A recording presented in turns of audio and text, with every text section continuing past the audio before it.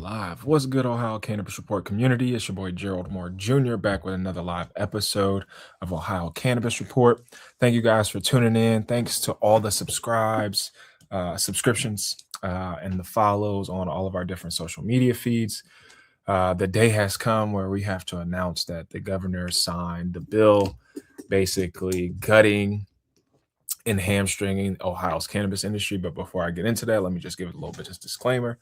I am an independent platform. This is for news and entertainment purposes only. I am not a lawyer. I'm not a doctor, not affiliated with any of these cannabis companies outside of the App Girls Cannabis when it comes to promoting any brands or any of the content on here.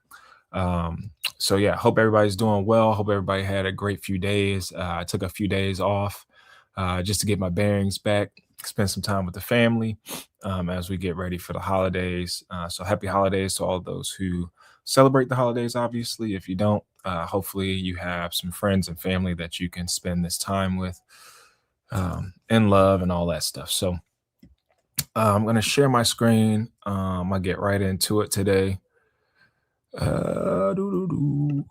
Because we have to share this information. Also, make sure you guys follow me on TikTok. You can follow my personal account at Gerald Moore Jr. I posted a video talking about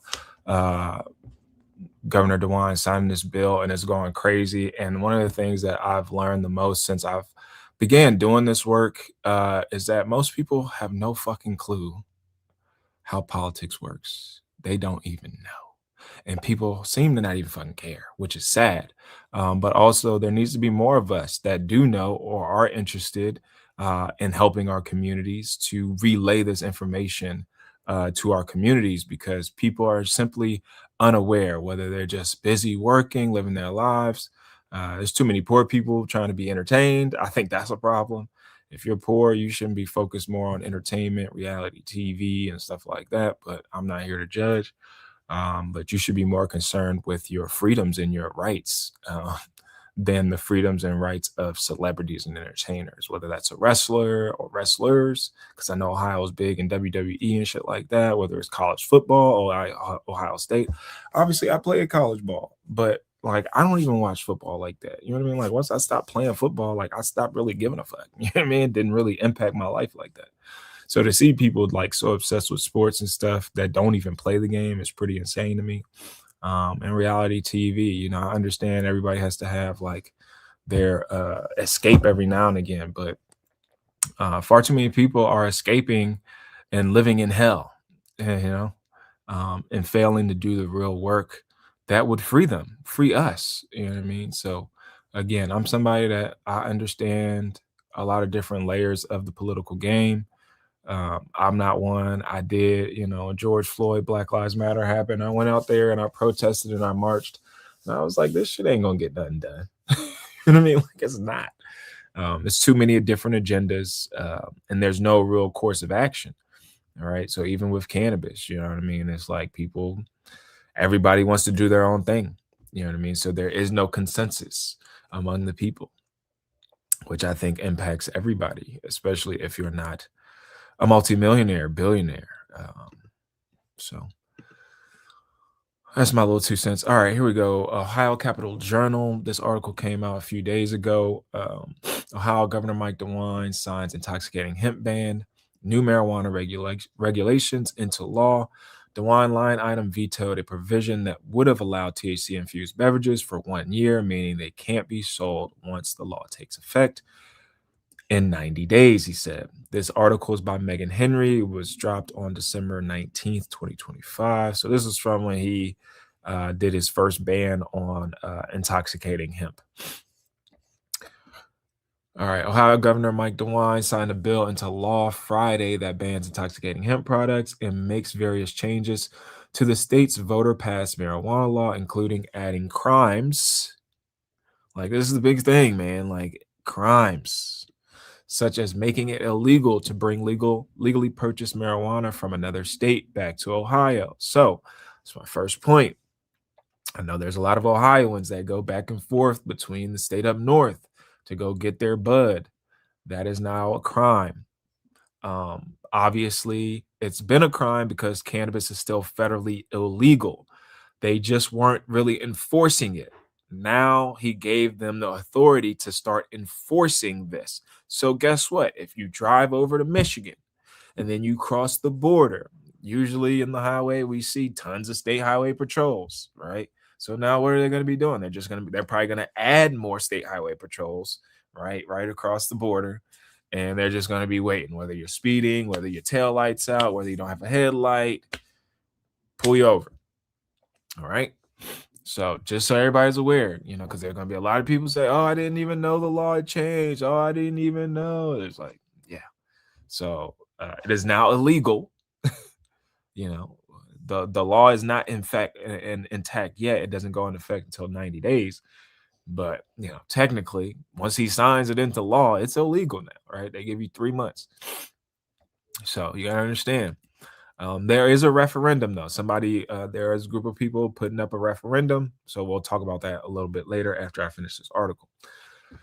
DeWine signed Ohio Senate Bill 56, which will take effect in 90 days. He has been urging Ohio lawmakers to do something about intoxicating hemp products for the past nearly 2 years. Ohio's bill complies with recent federal changes by banning intoxicating hemp products from being sold outside of licensed marijuana dispensaries. In November, Congress voted to ban products that contain 0.4 milligrams of total THC per container earlier this month when they voted to reopen the government. Those who work in the intoxicating hemp industry are worried this will put thousands of people out of business and thousands of people out of a job.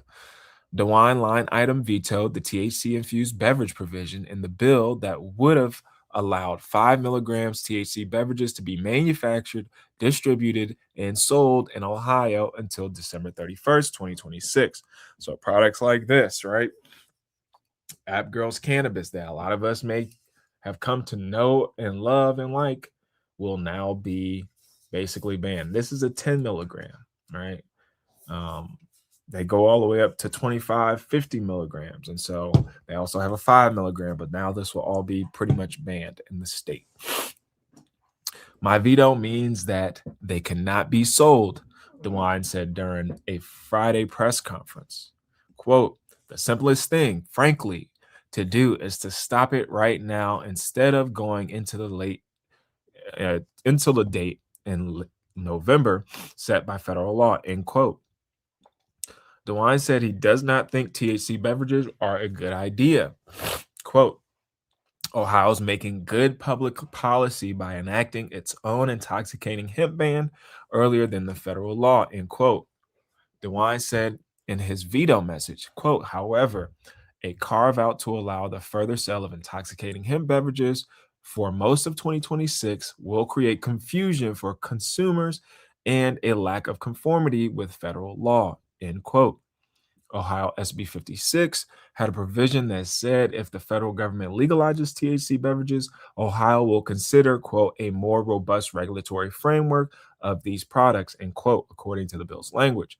Quote, we got to this point because of poorly drafted federal legislation and people taking advantage of it, end quote. Ohio House Speaker Matt Huffman, a Republican from Lima, said, quote, so speculating about what the federal government may do in the future and what we may do as a result, I think adds to the same problem that has already been created, end quote. On the marijuana side, the bill would reduce THC levels in adult use marijuana extracts from a maximum of 90% down to a maximum of 70%, cap THC levels in adult use flower to 35%, and prohibit smoking in most public places. The bill gets rid of protections against discrimination for housing, employment, and organ donation. It also allows police to have probable cause during traffic stops if someone is a known user of marijuana. So, again, this bill gets rid of protections, right? If you were a consumer, a medical patient, you had certain protections for cannabis. Now, this bill gets rid of those protections. So it allows your employer to now discriminate against you. And now it allows your landlord to discriminate against you. And it now allows healthcare facilities to discriminate against you for consuming cannabis. Like, I don't even need to go any farther, right? Like, a lot of us deal with healthcare issues, right? Especially if you're consuming cannabis, most likely you have a chronic issue, right? Housing. We know Ohio has a housing crisis. We know most people don't own their homes. There's a lot of renters. So if you can't consume in your home, where are you supposed to consume? You can't consume in public places. There's no lounges. Most bars don't allow it. Also, it's now illegal to smoke in your car. Also, probable cause. If you do smoke in your car and we smell it, now we have a right to pull you over, pull you out the car, fine you, jail you for consuming cannabis.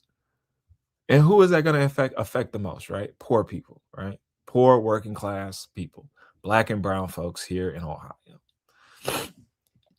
It also allows police to have probable cause during traffic stops if someone is a known marijuana user. Like, what? How do you know? Just by smell or looking at my eyes? Like,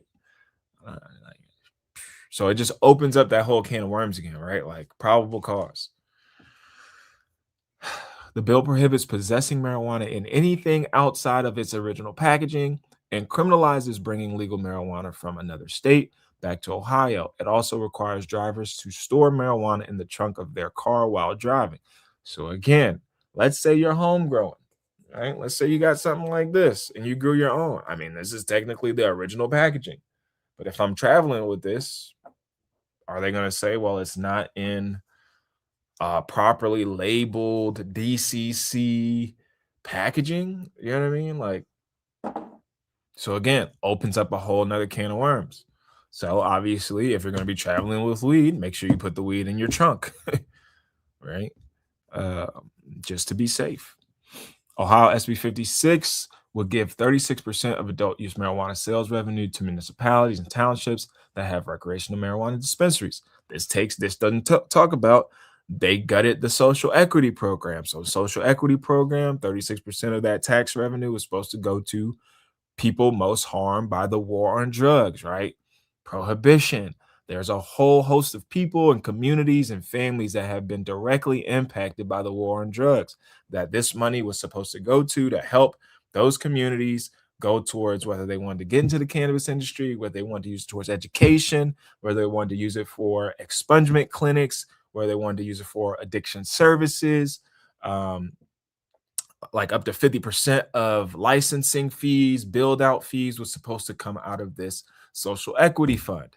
They have now gutted that. White people, poor white people always tell me there's poor white people. We know, but how do you vote? You know what I mean? Do you vote like a poor white person or do you vote like a rich white person? So if you look at the majority of the politicians in the state are Republicans. Ohio's a red state. So again, if you're poor but you vote along the same lines as wealthy people, you get what you get and you don't throw a fit. um, the bill also maintains a 10% tax rate on recreational marijuana and keeps home grow the same at 6 plants per adult, 12 plants per resident. It also places a cap on 400 marijuana dispensaries in the state. I think we're currently at like 186. Ohioans passed a citizens initiated law to legalize recreational marijuana in 2023 with 57% of the vote. Sales started in August 2024 and exceeded $702.5 million in the first year. Ohio lawmakers can change the law since it passed as a citizens initiative and not a constitutional amendment, something they have been trying to do since late 2023. Ohioans for Cannabis Choice said they will be launching a referendum campaign. Quote, SB 56 forcefully defies the will of the voters of Ohio, end quote, said Dennis Willard, spokesperson for Ohio for Cannabis Choice. Quote, we believe voters will say no to government overreach, no to closing 6,000 small businesses and pink slipping thousands of workers across the state, and no to once again recriminalizing hemp and marijuana, end quote. So let me know what you guys think about that in the comments. Obviously, that's going to change a lot for a lot of people here in the state. Let me know what you think about it. Obviously, a lot of us don't like it. I don't like it. But again, we knew this was going to happen because we've been hearing the politicians. Like, if you haven't been paying attention, there's a lot of people on TikTok, Oh my God, I thought we voted yes. Yes, we voted yes, but we voted yes on a constitutional amendment or a citizens initiated statute, which means the politicians can change it. They didn't have to, right? This is also what these are some assholes. Like, and we've been seeing how much of an asshole they are in all of these committee hearings, all of these meetings for Ohio SB 56 leading up to this point, right? It's not just all of a sudden like they just switched. No, we've been hearing them talk, and some of the talking points they've had. Um, what is the guy? Speaker of the House, whatever, Huffman. I don't want to be walking into a Cincinnati Reds baseball game with my son and be smelling weed. First of all, sir, you're like 70. What are you talking about with a son? Are you the adopted kid, or they're always talking about this bullshit. You know what I mean? So again, it's I walk downtown, I'm in the short north all the time. I don't smell a lot of weed in the short north all the time. And I smoke a lot of weed, and I don't be walking around the short north just smoking. You know what I mean? So I don't understand where they're getting this, logic from. Also, guess what? If we built more housing for people, if people could afford to own homes, then more people would smoke in the house. You know what I mean? But again, most people don't own. A lot of people are renters. Let me see. There's a couple other articles that I want to get to. So here's the one talking about referendum. But Ohioans, I mean, at some point we're gonna have to come together, there's a lot of class issues, there's a lot of social issues. Um, so at some point, the egos have to die. And like this stuff, like nobody's paying me for this. You know what I mean? I don't really even get no donations. Like I don't really get a lot of support, but I do it because one, it helps me know what's going on. Two, I know if it's helping me, it's probably gonna help somebody else. Three, the cannabis industry is not going anywhere, right? So, instead of bitching and complaining and moaning, oh, I can't afford a dispensary, why don't you look at the ancillary market, right? A lot of people aren't looking at the media landscape of cannabis. A lot of people aren't looking at, and the low cost of entry, right? If you have a computer, an iPhone, an Android, Wi-Fi, access to internet, you can start your own media platform. Then you could start building a following. Then you can go start marketing and advertising campaigns, and then you can go partner with people, and then you could do events. Like there's so many different alternatives to just owning a dispensary or owning a cultivator. Like you could be the one that connects the dots to different people, right? There's machinery that you could use. I saw somebody was renting out a trimming machine. You have obviously event spaces. We need more cannabis friendly event spaces that are well known, right? Like we need event spaces to say, hey guys, we're cannabis friendly over here. Come host your events with us. You know what I mean? But you have to create that. You know what I mean? So people have to be creative. Everything isn't just growing weed, processing weed, selling the weed. You know what I mean? Like you have so many different things that wrap around the cannabis industry. All right. So Ohio's cannabis advocates aim for ballot referendum would cancel sweeping intoxicating hemp regulations. So, Columbus, Ohio, after Governor Mike DeWine signed sweeping marijuana and hemp regulations into law last week, opponents are launching a campaign to stop the measure by putting it to a statewide vote, but it will not be easy. The Coalition Ohioans for Cannabis Choice announced plans Friday to pursue a citizens' referendum challenging Senate Bill 56, which DeWine signed into law the same day.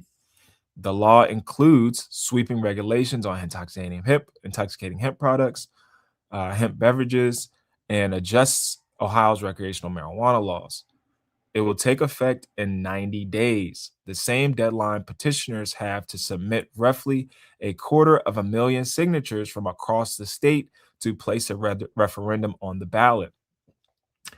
The Ohio Constitution grants Ohioans the ability to overturn a law passed by the General Assembly through a citizen-led referendum. This applies to most laws, though emergency measures, tax levies, and appropriations are exempt.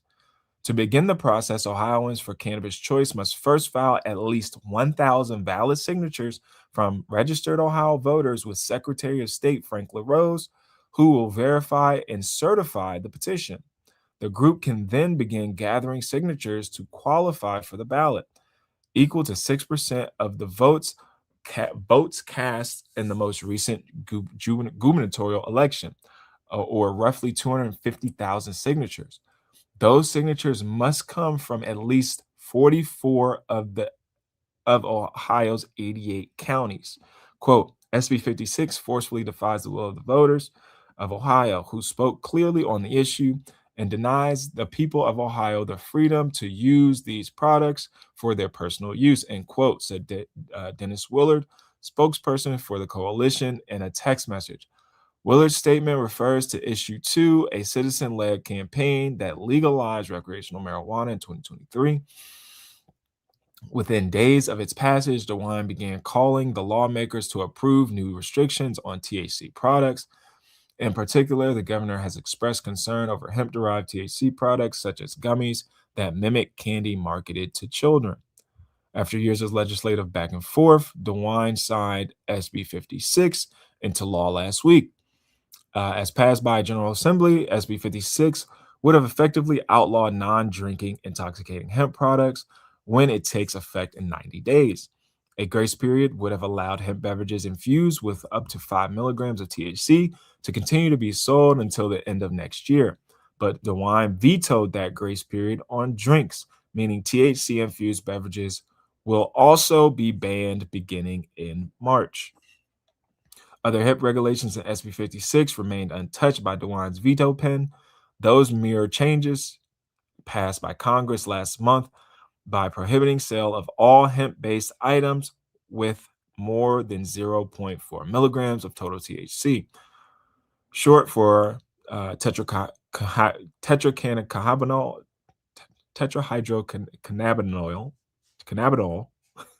I always have trouble saying that joint. The main psychoactive drug in cannabis per container, as well as those containing synthetic cannabinoids outside of the licensed marijuana dispensary. In addition to the hemp measures, SB 56 would make some significant changes to Ohio's recreational marijuana law passed by voters in 2023.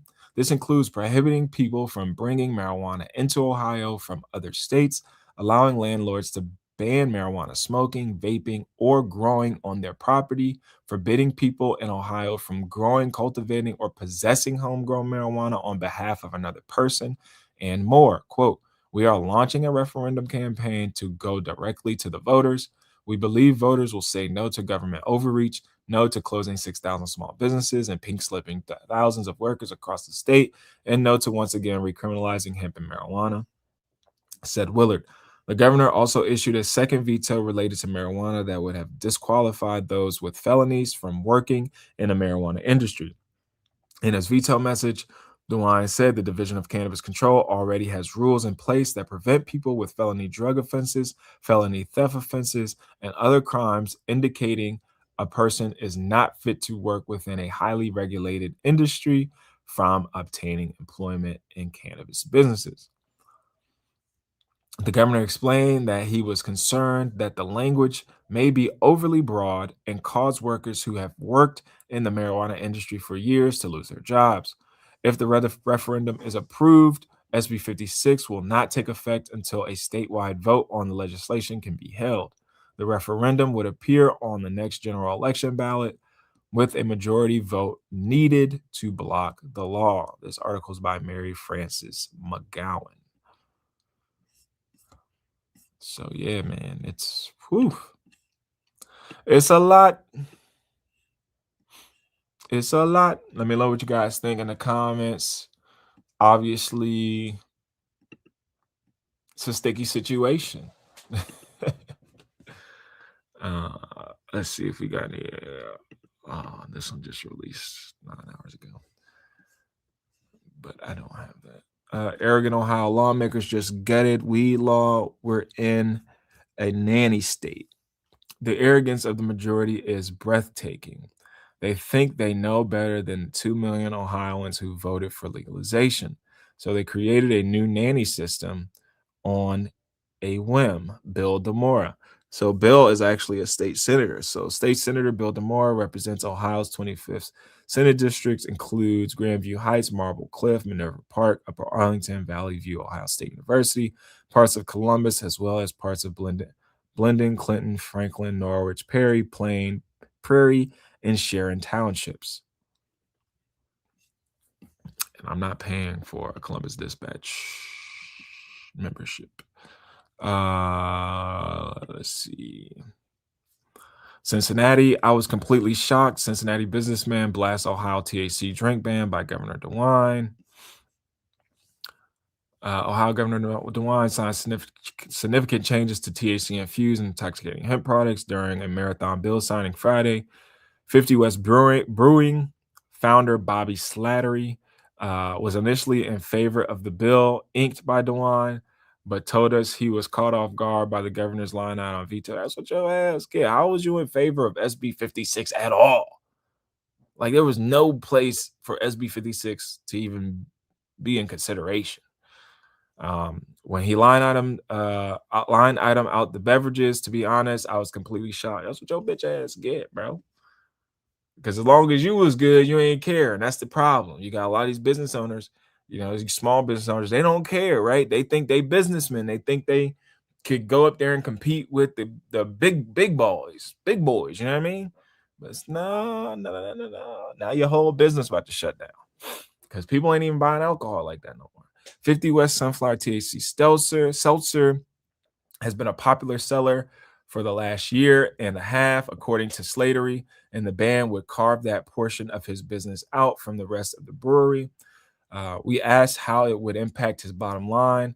It is devastating to your business, Slattery said. And explaining his veto, DeWine argued a federal ban on intoxicating hemp beverages is looming in 2026 anyway. He also said he was relying on expert opinions that it is more difficult to measure the intoxicating influence that the THC beverages have compared to alcoholic drinks, because niggas is not impaired, bro. Like, it's not intoxicating, dog. You're chilling, you're mellowed out. What are you talking about? Quote, it's much more difficult to determine what impact this would have on a person.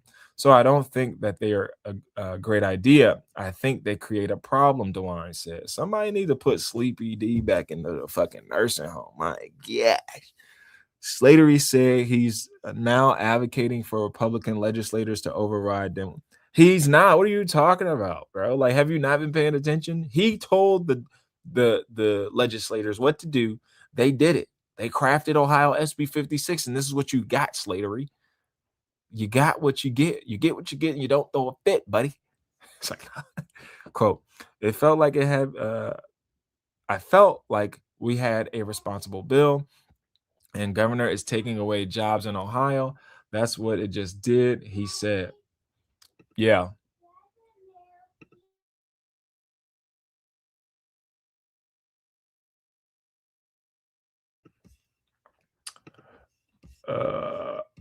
Yeah, so I mean, you get what you get and you don't throw a fit. Like, I don't understand how you thought you agreed with SB 56 until he lumped all of them intoxicating hemp products into the bill. Oh man. Driver on, this is Denver. I-25 crash that killed Tyler near Loveland, had smoked marijuana, was reaching for a cell phone, affidavit states. I did read about reclassification, I think. And this is important because Indiana's our neighbor. So Indiana AG, where'd it go? Why they do me like that? Why they do me like that? So Indiana AG Rokita joins state against Trump's marijuana shift. I like to see how all the different articles and different news companies cover this stuff too. DeWine vetoes THC drinks, provisions, signs marijuana bill. The bill, sponsored by State Senator Stephen Huffman, changes Ohio marijuana and hemp laws. It passed the state Senate in a 22-7 vote, December 9th.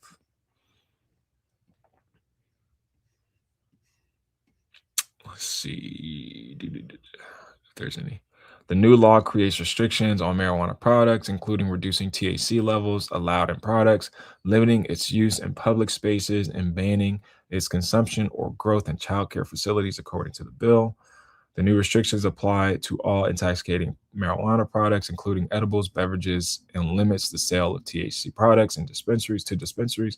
The law also requires hemp products with more than a small amount of THC to be sold only at licensed marijuana dispensaries, and expunges records for people convicted of offenses that are now legal.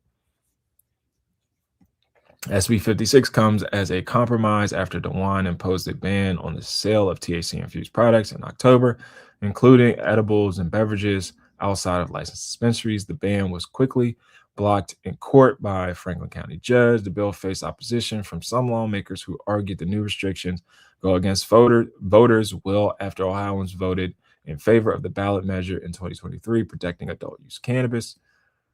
Quote, Ohioans were loud and clear when they passed issue 2. They wanted real decriminalization and a responsible adult use market, and not politicians overturning the will of the voters. End quote. Senator Minority Leader Danny Isaacson said, quote, SB 56 undercuts the will of the voters and moves our state backwards at a moment when the rest of the country is moving forward, end quote. However, supporters commended the steps to protect consumers from the Farm Bill loophole, which unintentionally allow for the sale of intoxicating hemp products as long as they maintain low level of the Delta-9 compound. Quote, my colleagues and I respect the will of the voters, end quote, Senator George Lang said following the bill's introduction. Quote, this legislation would streamline licensing standards and implement protections against public smoking and home grow at residents where child care services are offered. The Ohio Cannabis Coalition released a statement commending the legislature's action in providing safer regulations for consumers and the industry. Quote, with Senate Bill 56 now approved by both chambers, Ohio is taking decisive action to protect families and demonstrate leadership as one of the first states in the nation to act since the closure of the Farm Bill loophole, end quote, the statement said.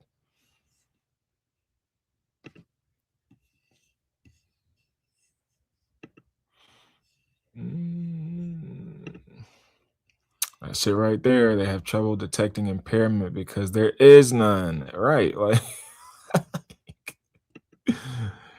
I'm concerned about them messing. Sorry about that. I'm concerned about them messing with seed sales. I don't think they will mess with seed sales technically because seeds don't technically have THC in them, right? So I don't think, that's a beautiful thing though. Like, right? I mean, I don't think they're going to be going into places that sell seeds. You know what I mean? It's going to come down hard on people that, like even clones. They haven't said anything about clones, and they've said nothing about seeds. So the people that are really laser focused, they have not said anything about cannabis seeds or clones, right? There's nothing in the law, the bill, that says you can't transfer clones or seeds or sell those things. So from what I know, they don't have THC in them, which again makes them pretty legal. I could be wrong though. I'm not. Y'all let me know. Yeah, the Fed is banning seeds. Oh, there you go. Since it's legal statewise, we should be able to buy seeds from Ohio producers. Got it. Yeah, and I think it's important for people, if you have information, man, share the information, right? Like if you have an awareness, I don't know everything, right? And like I don't come on here trying to act like I know everything. You know what I mean? Like I just couldn't pronounce THC, right? So again, I'm not one of them people that is trying to be online acting like I know everything. Again, I'm not a journalist, so like I'm not somebody that's going and doing fucking investigative, due diligence. Like I'm busy half the times, you know what I mean? My kids is on vacation right now, so they're chilling. You know what I mean? So I came to do an episode with y'all. Let's see. I thought I saw something about potential THC content.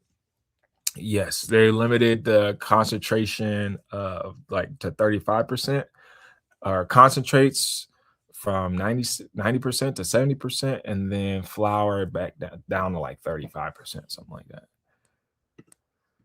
These laws and bans are straight up garbage for sure. And again, call your state senators, right? Call the governor, even though like the governor is like his mailbox is always full. You can email him. You can email the aides. Like the governor got about 20, 30, 40 people in his office, right? So email them, call them, become a part of a group. You have the Ohio Cannabis Consumer Coalition, which should be on Facebook and Instagram. They've been doing some great work. Um, there's some different organizations, and unfortunately, I feel like you have all these separate organizations that could all kind of be combined to do the same work, but apparently, people in Ohio don't like to work together. Um, everybody has their own gripes and things. Like people come to me asking me to do stuff, and I'm like, "Well, why don't you do it?" Like I don't. Who do you think I am?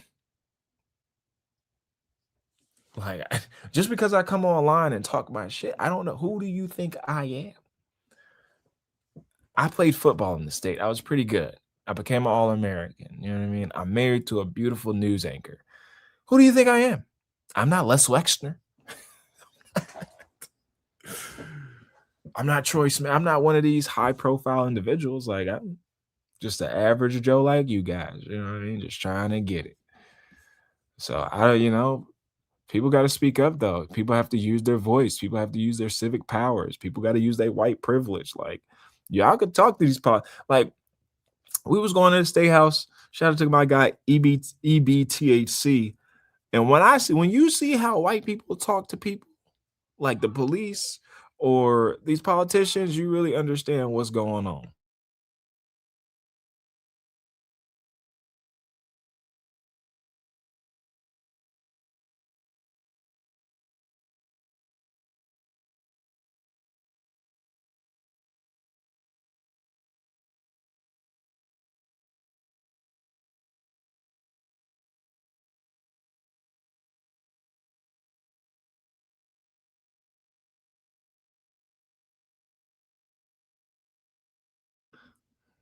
My bad, guys.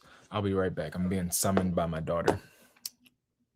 Give me 2 seconds. I'm gonna find a video for y'all to watch. Yo.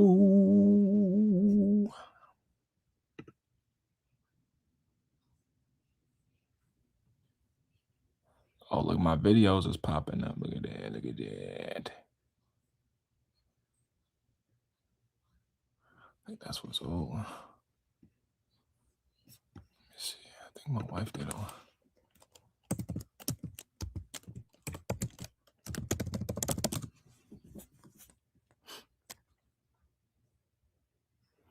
Mm-hmm.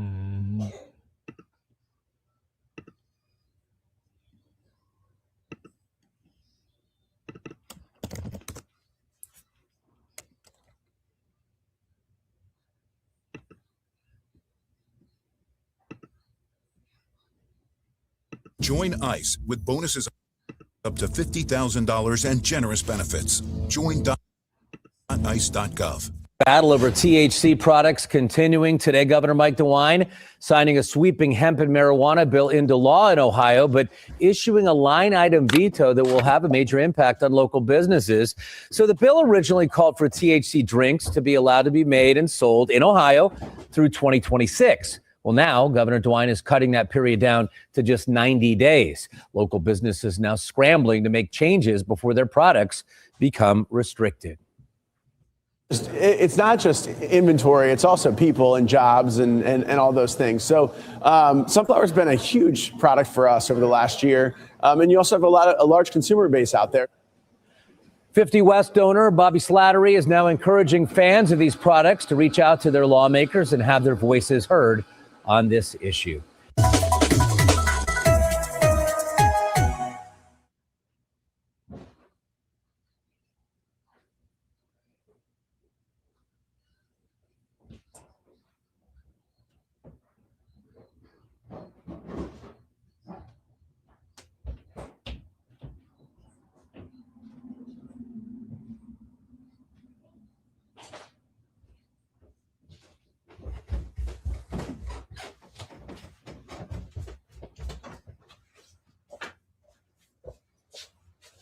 All right, we back. We back. My bad, guys. So yeah, it's like I don't even be knowing what to do, man. Like I just be trying to share the information as much as I can so people just know what's going on. Let's see. No, I don't want to. Imagine being able to build an app with your name on it.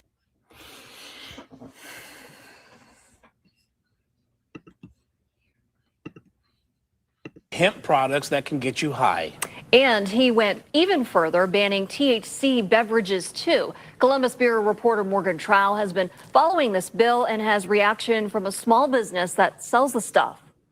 We got you guys covered in 90 days. Utter disappointment and sadness. Hemp sellers like Meredith Farrow will have to get rid of some of their best-selling products. Low-level THC that Governor Mike DeWine calls intoxicating hemp. It's not only incredibly sad for me and my finances personally, but it's incredibly sad for my employees. It's incredibly sad for my customers, for the people and individuals who depend on these products. On Friday, DeWine signed a bill banning intoxicating hemp. These are products you don't buy in dispensaries, but can get in gas stations, smoke shops, and stores like Farrow's. I'm a single mom of 2 kids, and I have put every penny I have into this business. Now they're taking my business away. But the governor says that this law is long overdue. He has been begging lawmakers like House Speaker Matt Huffman to pass restrictions on hemp for years, as it is unregulated and has no age requirement to buy. It's a gaping hole, and that includes liquids as well as the gummies that I was complaining about, been complaining about for some time. So again, no one intended this hemp law to open the door to basically unlimited THC. They did not think that they would be taking these products, adding chemicals to them, and they becoming mind-altering products. The bill originally allowed for breweries and stores with liquor licenses to still be able to sell THC drinks until the federal ban on hemp goes into effect next year. But the governor vetoed that, meaning all hemp that gets you high is illegal. Cannot be sold. Why? If they're regulated because they're in liquor stores or... So there's a number of reasons my veto message. There's no comparability between alcohol and the THC. And so it's much more difficult to determine exactly what impact this would have on a person. So look, I don't think they're a good idea. Until she has to pull the products off the shelves, Farrow says that she'll be fighting, and so will other hemp sellers. You can be on the right side of history or the wrong side of history, and I think the voters will speak at the voting polls if you're on the wrong side of history. But some sellers told us that they're considering a lawsuit to try to block the ban. At the Ohio State House, I'm Morgan Trout reporting. There you go. So there are some business folks fighting, you know what I mean?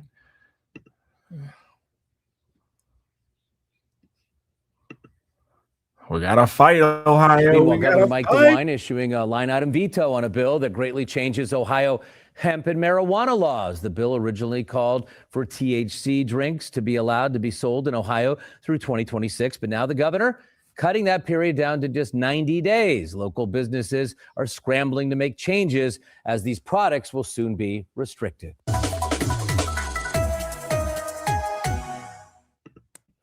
Wow.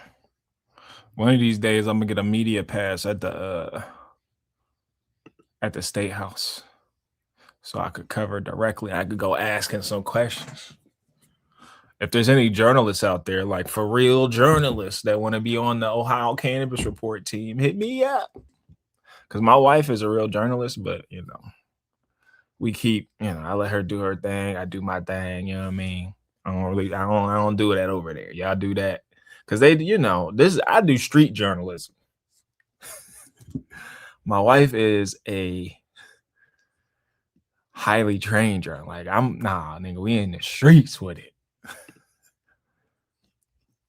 Battle over THC products continuing today. Governor Mike DeWine signing a sweeping hemp and marijuana bill into law in Ohio, but issuing a line item veto that will have a major impact on local businesses. So the bill originally called for THC drinks to be allowed to be made and sold in Ohio through 2026. Well, now Governor DeWine is cutting that period down to just 90 days. Local businesses now scrambling to make changes before their products become restricted. It's not just inventory, it's also people and jobs and all those things. So sunflower has been a huge product for us over the last year. And you also have a large consumer base out there. 50 West donor Bobby Slattery is now encouraging fans of these products to reach out to their lawmakers and have their voices heard on this issue. What do I be saying? The same thing they saying. That same thing they saying. See if there's any other marijuana legal in Ohio, but not at work. See what these guys are talking about. So, Kyle, grass, marijuana.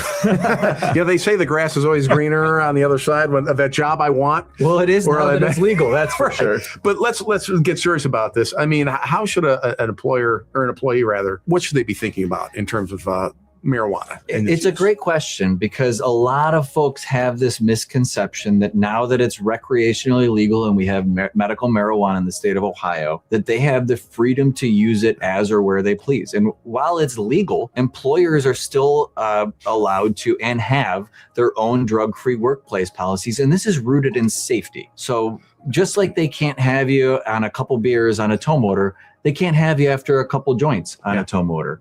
And every environment is different. You're going to see more stringent drug testing practices in regulated environments where if it's a company that represents the U.S. military, the nuclear sector, or other critical industries, they're going to have random drug testing, pre-employment and post-hire drug testing. And I think it's fair to say, Randy, I don't think you want the guy leaving the Fish concert building the airplane you fly on this weekend. I agree with that guy. I'll definitely know. So again, this is a safety mechanism. And it's important to understand that marijuana responds differently in our body. So it's going to be in your body long after you're no longer feeling the effects. And the reality is lawmakers are still trying to define what that is. So it's very, very important that if you are a marijuana user, one, it's going to be a challenging component in finding a job. And please be honest with us because we do have a small amount of tolerant facilities that you can work with. But the reality is the best jobs we have, they are and are going to continue to test for marijuana. It is up to you to be sure you're ready for that test and that you do not use marijuana on the work sites. We do see people terminated on a regular basis. Yeah, they know what you're doing when you're going out with your hash pen or whatever you hit in the parking lot. So just don't do it because this is not worth being the barrier, get or lose your job over. And there's going to be more clarity and answers coming soon. But the reality is, Randy, employers are going to make their own independent choices, and their independent choice is safety first. And I think that's where any of us would want to work at, or again, use the products that are coming out of. There you go. So again, depending on your job, right? I mean, heavy machinery, obviously, building, engineers, electrical, plumbing, stuff like that. I get it. You know what I mean? Military stuff. So choose your career wisely. Because I'm at the point in my life where, you know, my first part of my life was football, sports, you know, education. And now it's like education, you know, business development, creativity, intellectual property, media, stuff like that. Like when it comes to like heavy building, like I do stuff at home around the house, but I'm not doing heavy machinery work. So again, people have to be very mindful. Obviously, we're in Ohio, so you have manufacturing. Again, a lot of this stuff is going, you know, from manual labor to robots and stuff too, right? So heavy machines, even though, you know, a lot of this stuff is automated. So there's a lot happening right now. There's a lot of changes, you know, happening. Oh, look who it is. It's me. Trump eases marijuana restrictions. I'm trying to see if there are any other.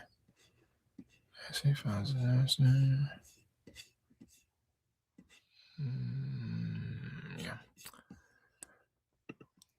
So yeah, obviously, man, that's pretty much what we have when it comes to what's been happening in the Ohio cannabis space. And again, I think people need to understand politics is a forever moving thing. So don't get too comfortable. I feel like a lot of people get comfortable. I feel like a lot of people are still stuck in like COVID, right? Like where it's like people still don't know like what to do.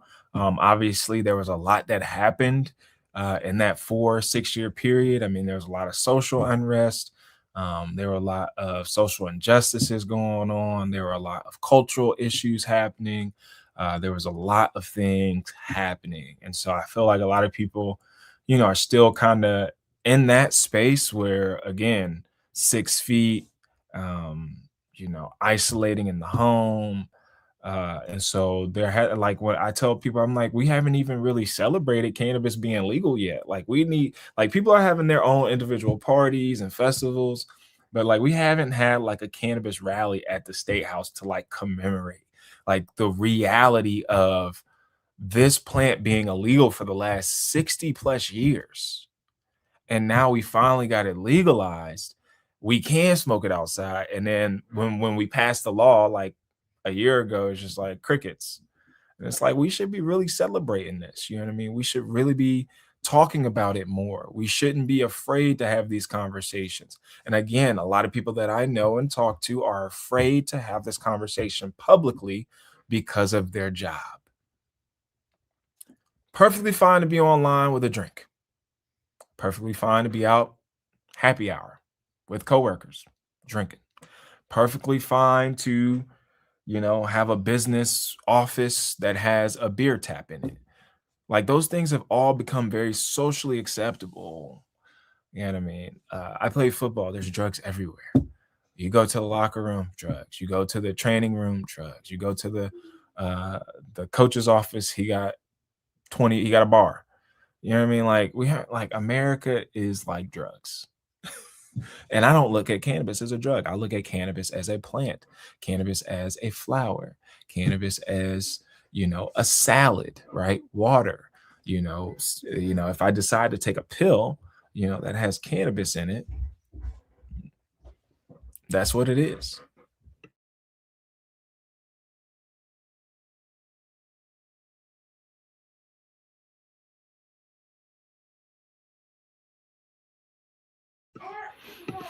Be right back. Parent duties call again.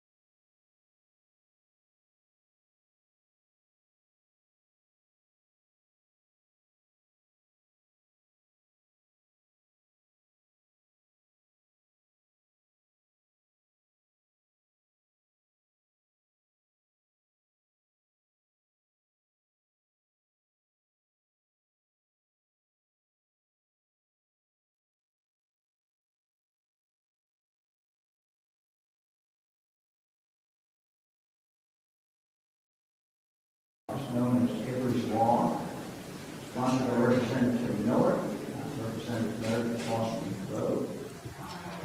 Avery's Law makes a number of changes. To the law regarding dangerous acts, including enhancing the criminal penalties. Avery's Law is named after Avery Russell, who is here with us today. Thank you for joining us.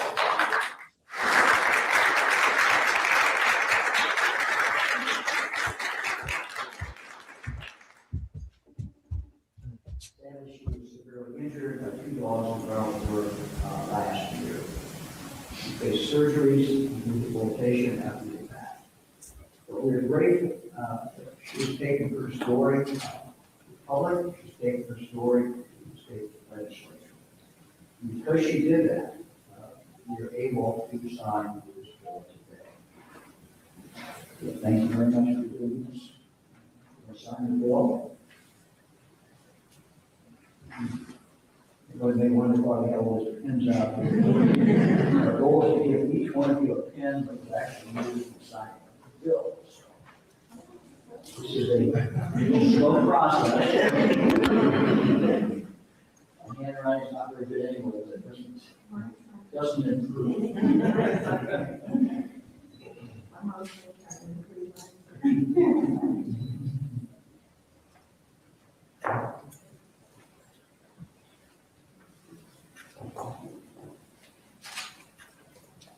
Let me talk.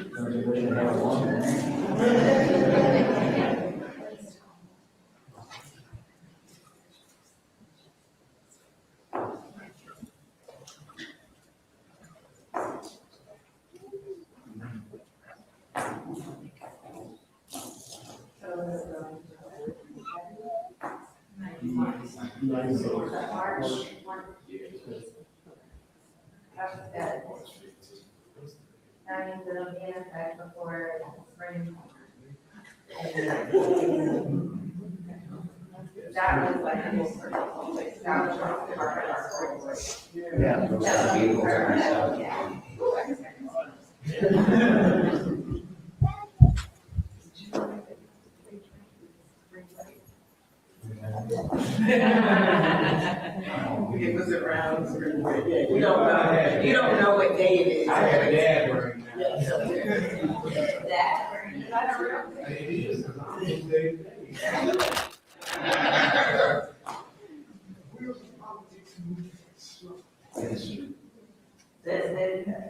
It was pretty fast.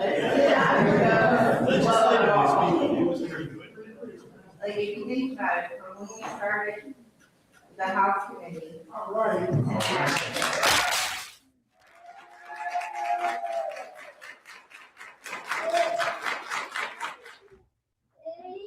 Well, in just a moment, I will be signing 5 bills that will bring much needed property tax relief to Ohio families. I want to thank Speaker Huffman, Senate President Cully, as well as the bill's lead sponsors, Senator Sandy O'Brien, Representative Bill Romer, Representative David Thomas, Representative Thomas Hall, and Representative Jim Hoops. I know Jim could not be here.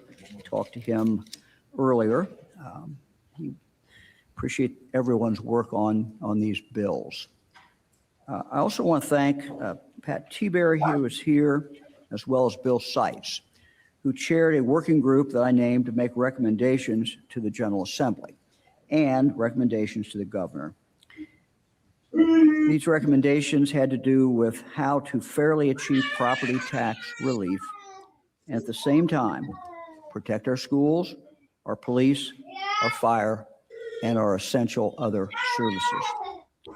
The working group and the legislature had a difficult task.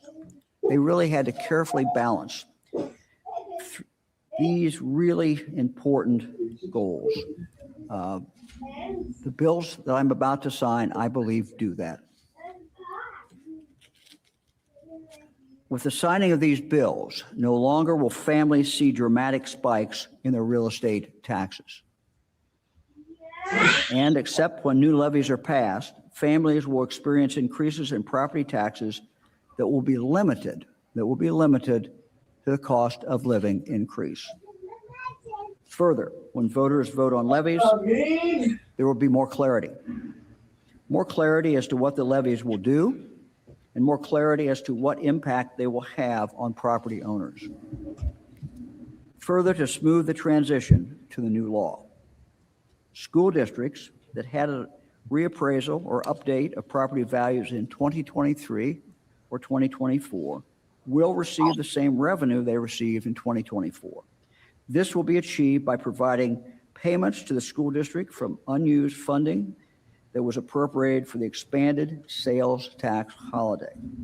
This will amount to $306 million in fiscal year 2026 and $105 million in fiscal year 2027, all for this property tax relief. For those homeowners who live in their own home, their tax credit will be increased. This credit will be paid for by the state. So there will be no loss of revenue to other local school districts or other local entities. I want to again thank Speaker Huffman, Senate President McCauley, and the members of the General Assembly who worked so very hard on these bills. Also want to thank all the members of our working group.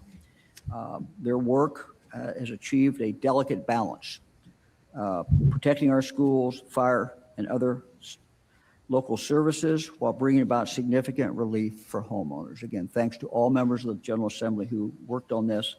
We also thank all the members of the working group. Now I'm going to ask Speaker Huffman, and then Pat Tiberi to give remarks. Mr. Speaker. Thanks very much, Governor. This is really is a momentous event. We've had a lot of statements like the most significant tax reform in history in the last 50 years. And although sometimes folks tend to use those kind of phrases and they sound like hyperbole or overstatements, I truly believe that that is so. And for one reason, Bill Romer and Dave Thomas say it's so. And in addition to Tom, and there are people who are experts in this. But one of the things that today represents, and Governor Dewine did a good job describing what has happened over the last year and a half or so, but it also recognizes that the work that was done in a previous General Assembly on a tax reform study group, and the thinking that emerges, as it usually does in government, which evolves and emerges slowly. There's a good reason why governments move slowly, because if they can move quickly to give you relief, they can move quickly to take your money. And so there is a process. We have a legislature, we have a governor, we have a Supreme Court, we have a Constitution. But this problem, this issue that we're dealing with today with these 5 bills is not something that happened in the last 2 or 5 years. This is an evolving problem over decades. And like a business or your house or an individual, things that are maintained on a regular basis function better. And there has not been maintenance on the real estate tax issue in Ohio for many years. But under this governor and under this House and Senate, that is finally happening. I think most of us would say there's a lot more work to do. We have the twin goals of making taxes as low as they can be and as predictable as they can be while still making sure that these local government resources are provided, particularly our public schools.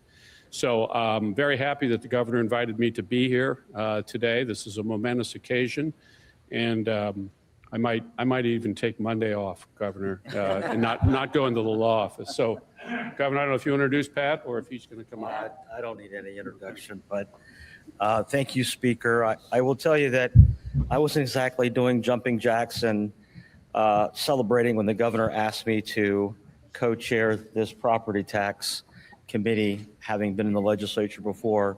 I will tell you this is a really, really complex issue, far more complex than it needs to be.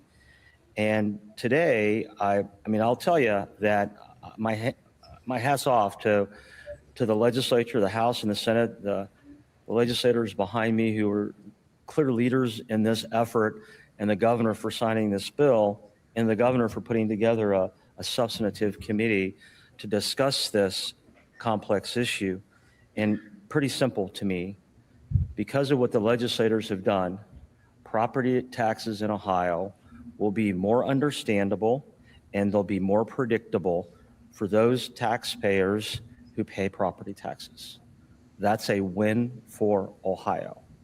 That is a win for those taxpayers who I know were calling the governor and these legislators, and after I got appointed, calling me about telling me the stories of 48% increases and 50% and 60% increases. The governor said it right at the beginning. There's a balance here. The balance has been struck. This is going to be meaningful. The chairman walking in here, Chairman Romer, told me there needs to be more work done. That is also the right answer. This is important for a lot of organizations at the local level, but it's even more important for taxpayers who've felt a lot of stress. This proves that even the most difficult issues that legislators have to deal with can not only be accomplished, but can be accomplished in a bipartisan way, as all 5 of these bills pass with strong bipartisan practical solutions. So, Governor, thank you. Speaker, to the legislators here, to the senators, job well done. Merry Christmas. All right, let's go sign the bill.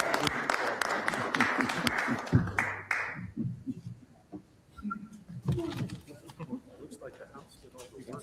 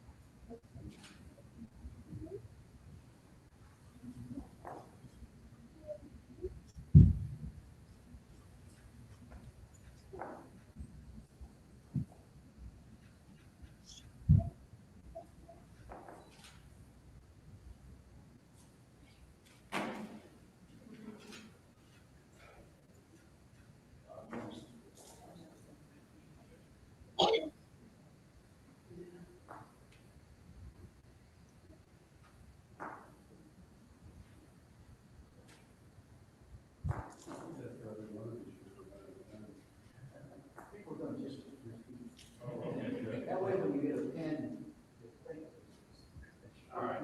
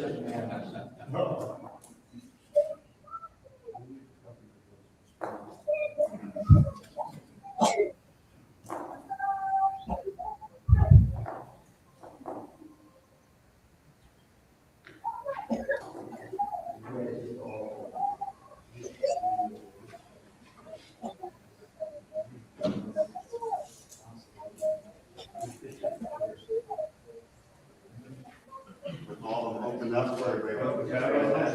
Yep. Come up a little closer so you're not in the shadows. And this, you just go right behind your shoulder. Perfect. Yep. And here's your smile.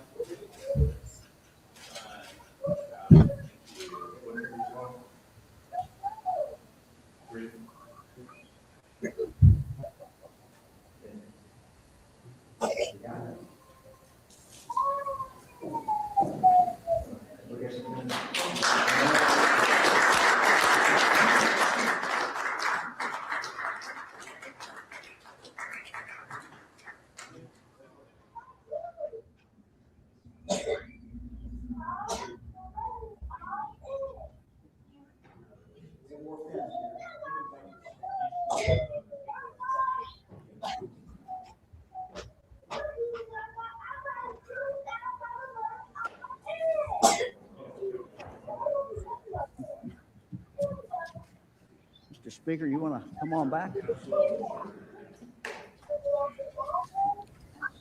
So before we get to questions, I want to turn to Senate Bill 293. I know you guys are waiting for this one, so, among others. You know, the most significant part of the bill,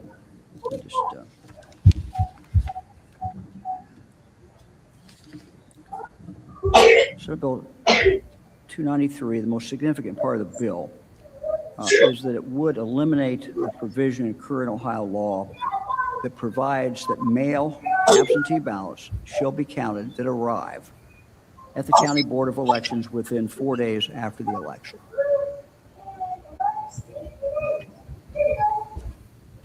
I believe that this 4-day grace period is reasonable. And I think for many reasons, it makes a lot of sense.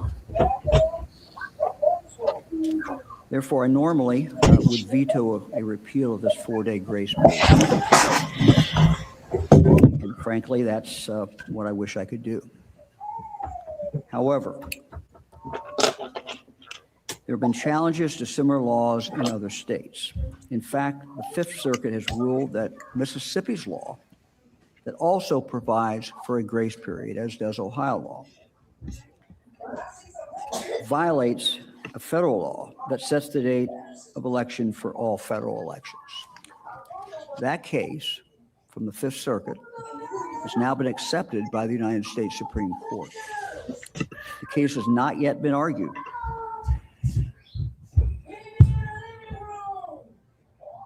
My bad, I gotta update that. And frankly, we should not expect an opinion from the Supreme Court until likely late June. No one knows how the Supreme Court will rule. However, if the court in late June upholds the Fifth Circuit case, and our Ohio's grace period for counting ballots is still in effect, the election situation in Ohio would be chaotic. This is because we would have one set of rules for state candidates, one set of rules for federal candidates, pursuant to that Supreme Court case. Two sets of rules, or even two separate ballots, one for federal races, one for state contests. This certainly would confuse voters. In state elections, their absentee ballot could come within the 4 days after the election and be counted. That would not be true for federal elections. Further, there simply would not be enough time for the legislature to pass a law to conform to the Supreme Court decision and federal law. Therefore, reluctantly, I signed this bill this afternoon. I'm happy to take questions. No. I'm going to sign the bill momentarily as soon as I leave here, and I have, through my line item veto, I've canceled out the provision in regard to liquid infused That's the one. It's the main one. It's in there. I think there's one other technical one. So by my veto, we eliminate that. We did it, frankly. Federal law only allows us to continue on until November anyway. I think it brings about more confusion. It seemed to me we should have uniformity in this area.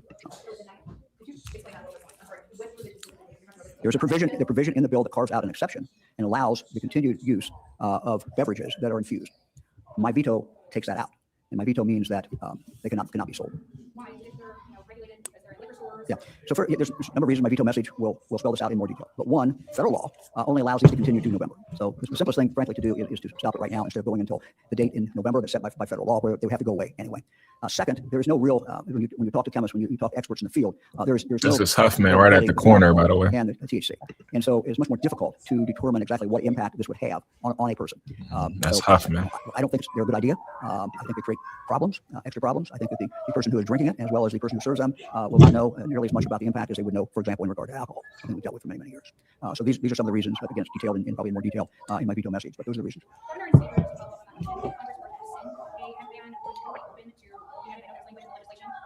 You would relook at potentially allow for hemp if there was a regulation system? But, yeah, I mean, the if-then questions are, there could be lots of things that Congress would come out and do. That the question is really, will rescind it in what way? Are they just going to go back to the agricultural order that they put out in 2018? I think the confusion the federal government has done on a number of, or caused on a number of issues, especially with marijuana, the banking issue, all of those kinds of things, it would be good if the states understood exactly what the law is. But we got to this point because of poorly drafted federal legislation and people taking advantage of it. So speculating about what the federal government may do in the future and what we may do as a result, I think adds to the same problem that has already been created. Yeah, let me just, I agree with that. And I just add, we need to go back and look at this. What actually happened was hemp was legalized, but no one envisioned, I don't think, maybe some people did, people who were going to take advantage of it, that basically they would ride hemp, which is legal, and do things that they couldn't do through any other way. And there was a gaping hole, and that includes liquids as well as the gummies that I was complaining about for some time. So again, no one intended this hemp law to open the door to basically unlimited THC. And so I think that my veto is consistent with that.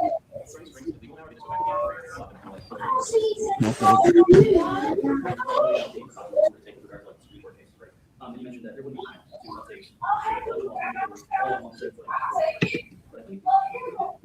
Yes. Well, I had the same questions, and we talked to the Secretary of State. We talked to other people. When you start backing things up, what has to be done, when things have to be printed. If you start the clock, if you start things happening in late June, which I think is the most likely that this decision would come down. There really is not time. You've got 90 days after a bill passes. So that shoves you back another 90 days. So, I suppose one could argue, well, couldn't you put an emergency clause? Yes, you could, but there's no guarantee that would pass in both houses at all. So there's really no good pathway. I'll let the speaker talk about it. He's the legislator, not me, but there doesn't appear to be a great pathway to clarify the situation and basically conform our law to the federal law if that's what the Supreme Court decides.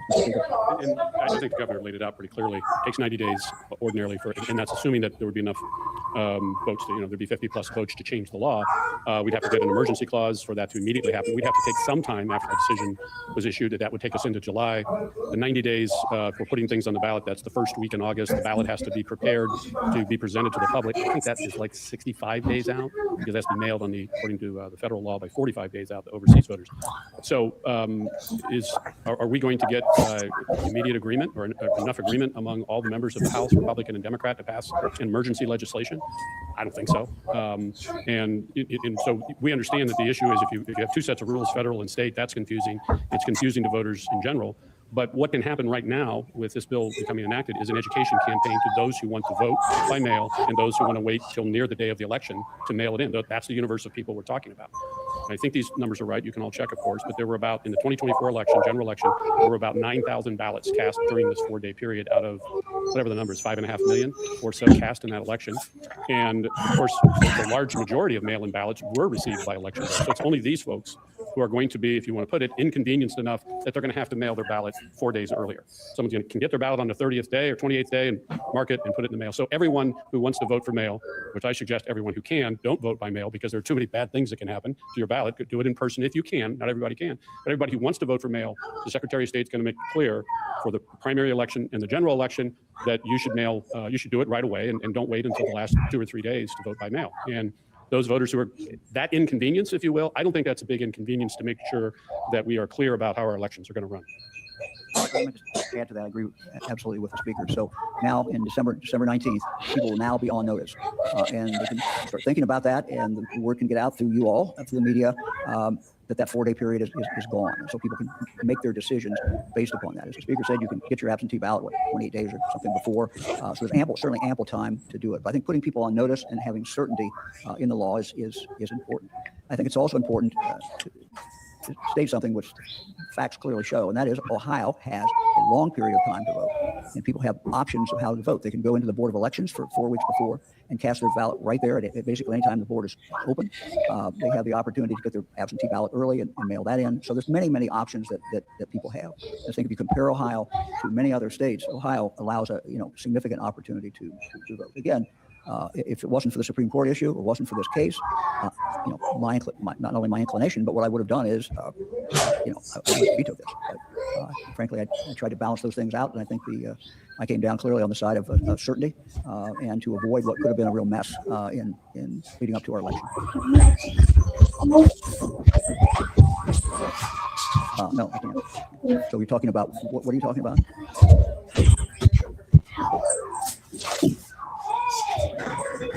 I don't have anything on that. No.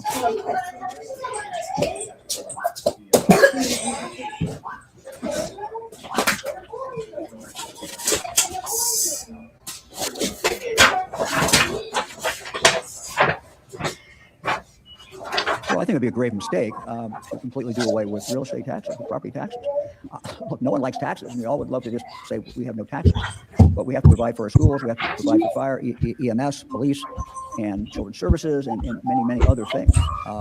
So if that gets on the ballot, I would certainly hope, and I will contribute to this, I hope, a full discussion about what that would actually mean.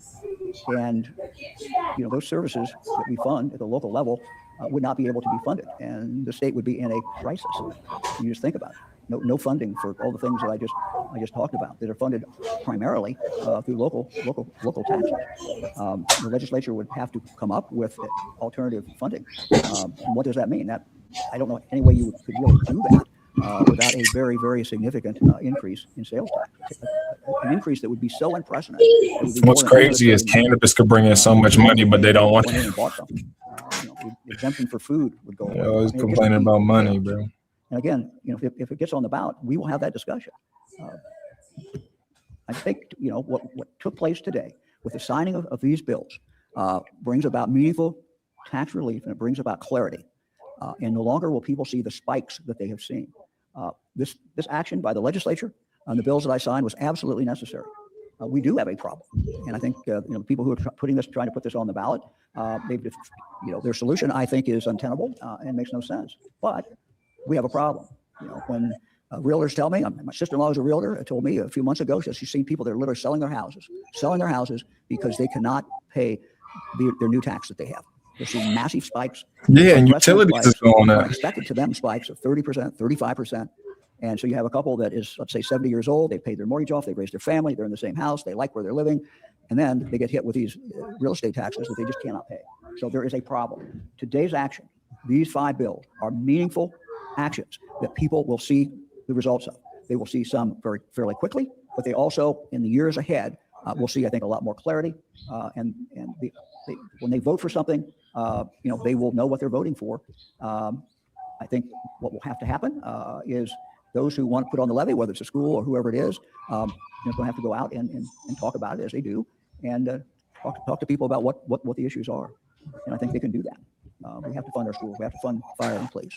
But I think today we've made great progress. The billionaires won't pay, and y'all keep giving them more money. A very good day for the taxpayers of Ohio. We have time for one more question. You said repeatedly that you're not signing more election really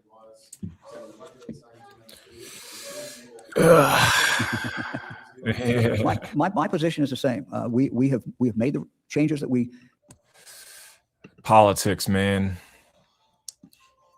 Politics. Let me see.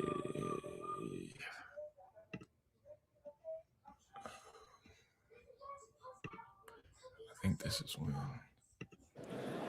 the Senate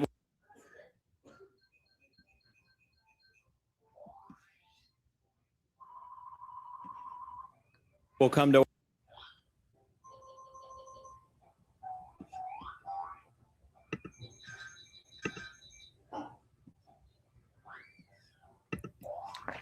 It's acting up. We about to end the stream. Thank y'all for tuning in. Order, we invite our guests to please rise as we open with prayer. Excuse me. Thank you guys for tuning in for another episode of the Ohio Cannabis Report Live. I am your host, Gerald Moore Jr. Be sure to like, comment, subscribe. Tell us your thoughts. Tell us the things you want us to cover. Also, make sure you hit us up on all of our other social media platforms, Instagram, TikTok, Facebook, Substack. And then make sure you like, comment, subscribe, share it. Hit us up in our email as well, ohiocannabisreport@gmail.com. If you have any tips, any story ideas, or anything that you want to cover, if you want to come on the show, we are always accepting guests for the show, and I'm always looking for guests. So if you're somebody in the cannabis industry, if you work in the industry, if you're a cannabis consumer, if you just want to get your story out there, right? Like if you've been impacted by cannabis in a real way, we want to hear your story. If you've been hampered by the legal system or the justice system when it comes to cannabis, we want to hear your story. If you've been discriminated against because of your cannabis consumption, we want to hear your story, because at the end of the day, we have to realize that we deserve to have our story shared and heard. And you never know, right? Like a lot of times we think our stories, we're the only ones dealing with it, or we're the only ones going through it, until we share it. And then other people come out and say, man, I was dealing with the same thing, but I was afraid I was the only one too, which happens a lot. But a lot of us are dealing with and navigating a lot of the same issues, but sometimes we just don't even recognize it. So I think it's important that people share their stories, that they get their stories out there. There's so many platforms nowadays. I mean, there's so many people that'll say, man, I just don't have the platform. And it's like, people will look at me and say, well, you got followers and stuff like that. And it's like, every platform that I built from ground up. All right, so you look at Ohio Cannabis Report, I built it from the ground up. Like you could see all this stuff behind me. Most people like, okay, like I don't really get to build off of what I did in the past, right? Like I can leverage it, but a lot of people that follow me because I play sports don't necessarily might want to follow me because I'm talking about cannabis. So it's a completely different engagement. So don't be afraid to put yourself out there. A lot of people are afraid to put themselves out there. And then they blame everybody else. You know what I mean? Again, I'm a published author, right? Encourage your cannabis. So, you know, write your story, start a Substack, start a YouTube channel, start a TikTok channel, like there's so many platforms for you to get your story out there, to get your message out there. The problem is too many people are afraid, right? And too many people want people to do the work for them. And so like for myself, I'm willing to lend my platform to other people to help them get their message out there. But at the end of the day, like we all can create these platforms. I have like 7 different YouTube channels. I have like 7 different Instagram accounts. You know what I mean? I have 7 different Facebook accounts. I have 2 Substacks. I have multiple, you know, platforms that I am building collectively, right? I have Athletes in Cannabis. I'm building that from the ground floor, right? And so these are all platforms that I'm creating. People have to understand digital real estate, the internet. You can, instead of physical real estate, it's digital. So you can literally create a house on one of these platforms, right? You got to look at these platforms as kind of like real estate. You know what I mean? So as you build your platform on these platforms, then you channel people back to things that you want to do. So like when we start hosting more events in person, right? I'm going to start coming on here and being like, hey, if you want to connect, we're going to have this event over here, X, Y, and Z. And so, and then the more people that I have that can aggregate and then come will know. And you know, the bigger we get, we'll start doing some commercials. We'll start doing some ads. We'll start doing some marketing. We'll start doing more live shit. But again, you have to start somewhere. And a lot of people are afraid to start. A lot of people, like what prevents a lot of people is just starting. Right? Getting started is the hardest part. And what I tried, like the reason I create these platforms too, was to just show people like, yo, your story is powerful and you can create something about it. Like I can't talk to everybody's story, right? Like I really only have my POV and the people that I'm connected with, but everybody's POV is different. You know what I mean? But a lot of times people will come on the platform and say, well, you need to think about, and it's like, no, I don't. Like, that's not my world. You know what I mean? Like, if you share it, I'll listen. But a lot of times people want you to do the work and they don't want to do any work. Right. And so I'm an equal opportunist. I'm yin and yang, you know what I mean? And so the energy has to be mutual, you know what I mean? So I think it's important for people to realize, you know, you can either watch other people build and create, or you can build and create. You can either create excuses, make excuses, or you can be a part of the solution, right?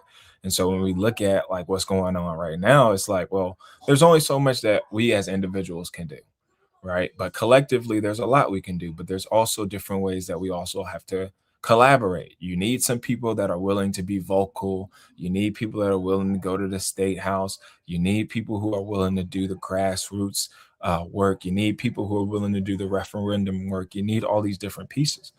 You know what I mean? And so where I fit in my position in life, what's most feasible for my life to make my life the best and most comfortable is to come online, right? And follow the news or follow certain topics, because at the end of the day, you know what I mean? I've been a stay-at-home dad for the last 8 years.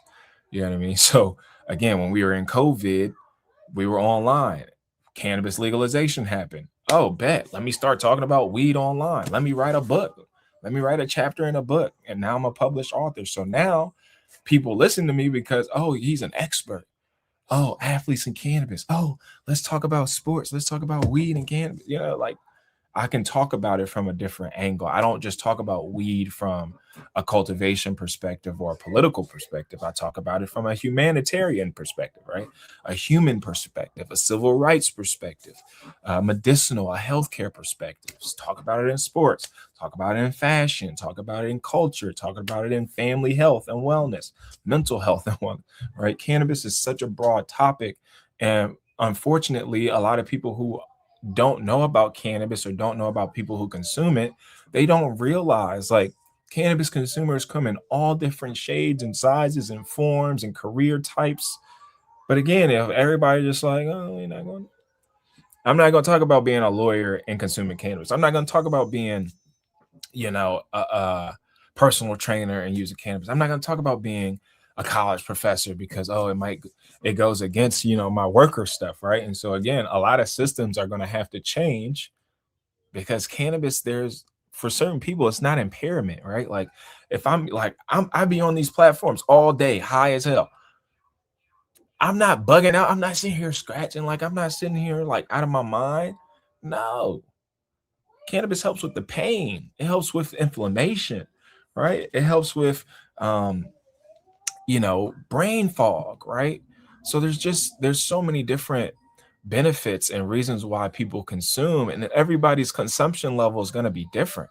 If I decide to microdose, you know, an edible or something like for pain management purposes, that's not going to impair me to the point where I can't do what I need to do to get my day going. You know what I mean? But if you don't know about anything about weed or cannabis, because there's not a lot of research, you know, backed by some of these major corporations and universities, then again, we have issues. But this is why we need people talking. You know, this is why people that consume cannabis, we are the experts, right? Stop waiting for the doctors. Stop waiting for these Ohio State universities. Stop waiting for the politicians. Stop waiting for the business leaders. You are the experts. Citizens have to become the experts. We have to stop allowing people with degrees, paper. Like I got a degree, you know what I mean? Like I got a degree back there, you know what I mean? Like I can go back and get my master's degree. Plenty of people, oh, you should go get your PhD. Maybe I will, but I could probably make a lot more money before I get a PhD. You know what I mean? And not rack my brain around fucking people asking me dumbass questions. You know what I mean? So I think it's important that, you know, we start to realize our power as citizens, our power as individuals, and that's the beauty of cannabis. You know, cannabis really opens up, you know, a lot of opportunities when it comes to what we got going on. Hi from Gloucester. Shout out to Gloucester, Bradley. Good old Athens County. Word. Shout out to Athens County, man. Shout out to everybody, man. Make sure y'all hit us up in the comments and let us know where y'all tuning in from. If you feel comfortable, obviously, just let us know the county. centralized area. You know what I mean? I love to see where people are tuning in to our channel from, where we're reaching people. I haven't done any paid ads or anything, so all of this is organic. So please let us know where you're tuning in from. If you're from Ohio, what part of Ohio? If you used to live in Ohio, let us know what part of the country you see this in. If you made it to this far, obviously. But thank you guys for tuning in. Gerald Moore Jr. signing off.